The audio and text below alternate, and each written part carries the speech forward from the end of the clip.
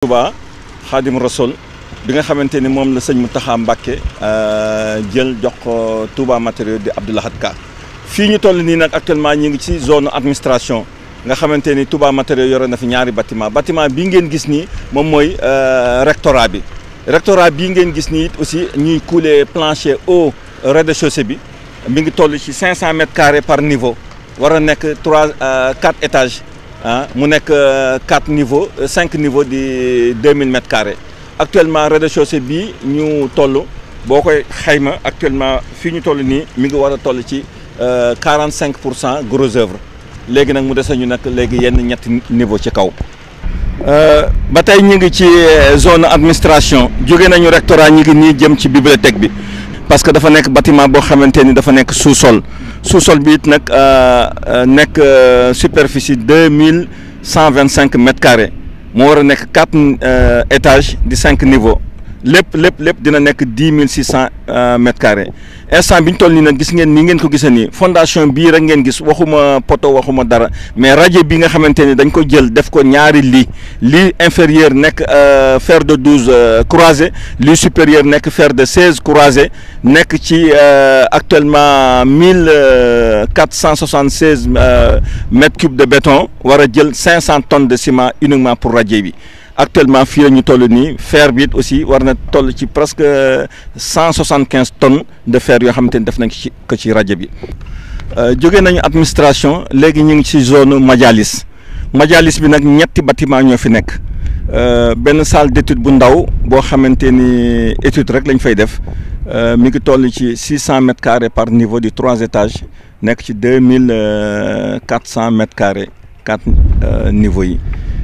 moom lañ jàkkaarloo nii gis ngeen actuellement bâtiment bi fii ñu toll nii actuellement gros œuvre bi moom mi ngi ci 90% parce que daal yëpp coulé nañ poteau yi ba 3e étage coulé acrotère yi donc fi mu nekk nii forme de pente rek moom moo ci des actuellement second œuvre am nag maanaam lu jëm ci carrelage carrelage ak peinture ak menuiserie ak yu demee noonu à part genn électricité yi ñu monté ak réservation plomberie dafay xaar bâtiment terminé bi ñuy gis ca kanam bi nga xamante ni pour ñu approuver second œuvre bi donc bâtiment petit modèle bi moo nekk nii ñi ngi nii beneen côté bi muy restaurant bi ak bâtiment grand modèle bi dinañ fa àgg léegi ci kanam. bâtiment bi ñu toll toujours ci majalis mooy restaurant bi nga xamante ni 400 mètres carrés couvert la. donc da ci am benn partie boo xamante ni partie plancher en BA la ak fi ñu taxaw nii muy hall bi nga xamante ni fi la table yi nekk ak yooyu ak couvert yi moom charpente métallique la charpente métallique bi nag ñu ngi koy fabriquer fee ci atelier bi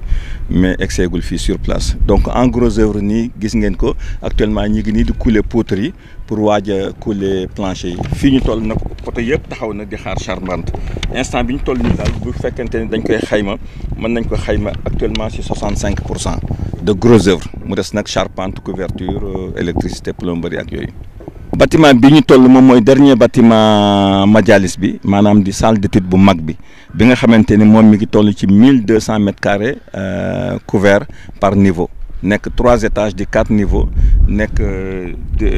4800 mètres carrés actuellement moom it gis ngeen gros œuvre bi nii parce que façade arrière bi la ñu xool nii façade avant bi dinañ ko xool ca kanam moo yore ñaari ascenseurs yi mais façade arrière bi ngeen gis nii gis ngeen ko actuellement tout ce qui est béton armé taxaw na léegi ci maçonnerie yi lañ toll maçonnerie yi nag bon gis nga rez-de-chaussée bi defar nañu premier bi deuxième bi ci la ñu toll mu des ak troisième bi donc moom actuellement fi mu nekk nii ñu ngi koy xayma ci 80% de gros œuvre parce que maçonnerie bi rek moom moo ci des.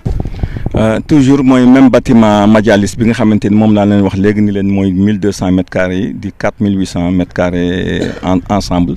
léegi te gros œuvre bi toll ci 80% léegi fi mu toll nii mooy façade principale bi donc bu ngeen xoolee nii si ngeen di gis ñaari ascenseurs yi nga xamante ni moom la prévoir ak escalier yi ak toute la façade bi nga xamante ni actuellement mën naa ni à part relever béquille bi daanaka lépp sotti na ba nga xamante ni second œuvre daal lay xaar actuellement. ñoo ngi nii jàkkaarloo ak salle d'étude milieu bi nga xamante ni moom it 600 mètres carrés la par niveau au total avec 4 niveaux mu nekk 2400 mètres carrés actuellement gis ngeen ni mu demee nii gros œuvre bi instant bi ñu toll nii mi ngi ci 90%. Et que actuellement mi ngi doon xaar nag seconde œuvre boo ngeen gisee déjà peinture sax ñu ngi commencé di def ay échantillon de peinture nële parce que bâtiment bi ñaari échantillon de peinture ñu ngi fi am na peinture boo xamante ni italien yi ñoom ñoo ko fi def beneen côté bi français yi ñoo ko fi def donc dañuy jéem di xool peinture yi nga xamante ni dañuy joxe ay fiches techniques yoo xamante ni ay qualité lay doon yoo xamante ni non seulement couleurs yi dañ koy bokk xool waaye nag qualité yi nekk peinture yoo xamante ni mën na fay def 10 ans yoo xamante ni ak naaj beeg taw beeg lépp du def dara ba nga xamante ni loolu lañ ci jublu daal. toujours ñu ngi ci UFR sciences islamiques et langue arabe donc jóge nañ ci bâtiment milieu bi léegi ñu ngi ci bâtiment salle d'étude aile droite. moom it même dimension la parce que 600 mètres carrés la par niveau mu nekk 4 niveaux nekk 2400 mètres carrés actuellement gros œuvre bi gis ngeen ko taxaw na lépp luy béton actuellement coulé nañ ko li fi des rek moom mooy maçonnerie ak enduit instant bi ñu toll nii ñi ngi xayma avancement bi ci 70%. donc en attendant que seconde œuvre bi ñëw mais fu ñu romb nag dañuy yóbbaale gennerie bi ak réservation plomberie. bâtiment bii ñu nekk nag moom mooy bâtiment témoin bi nekk ci UFR sciences islamiques et langue arabe moom laa leen wax léegi ni la ñeenti bâtiment ñoo fi nekk muy amphithéâtre 1500 places ak ñetti salle d'étude bii salle d'étude nag moom lañ njëkk a tàmbali actuellement moom mi ngi toll fii ñu toll nii ci 10 mois actuellement gros œuvre bi mi ngi ci 98% parce que lépp luy béton lépp luy maçonnerie lépp luy enduit defar nañ ko fii actuellement nag moom mooy bâtiment bi nga xamante ni ñu ngi toll ci war a joxe maintenant ay échantillon seconde œuvre boo ngeen ko gisee nii fi mu nekk nii sànq war naa leen peinture yi nga xamante ni italiens yi ak français yi ñoo ko def mais fii nag peinture yi fi nekk turquie yi ñoo ko def ak sénégalais yi parce que it nag duñ leen bàyyi ginnaaw sénégalais yi actuellement peinture nañ fi joxe nañ fi échantillon ñaari salle d'étude ñaari salle Turquie defar fi benn salle léegi nag dinañ xaar maître d'ouvrage bi mu ànd ak commission technique bi pour ñu ñëw def choix ci qualité peinture muy benn suivant les fiches techniques ñaar ci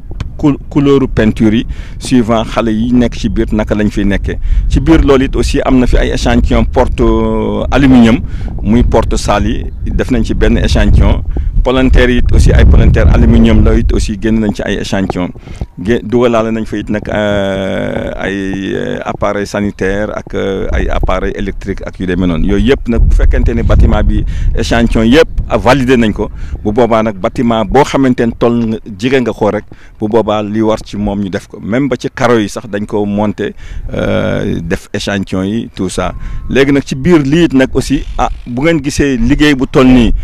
actuellement Touba Matériaux man ko liggéey nag ci 10 mois c'est parce que ñu ngi ko gërëmee suñu directeur général di Abdou Lahad Ka parce que it déjà jàppale nañu bu baax ci lu jëm ci centrale à béton jàppale nañu bu baax lu jëm ci ay pompe à béton ak ay tuppeem indil ñu it aussi laboratoire boo xamante ni fi la ñu nekk sur place moyen logistique yi aussi wax dëgg yàlla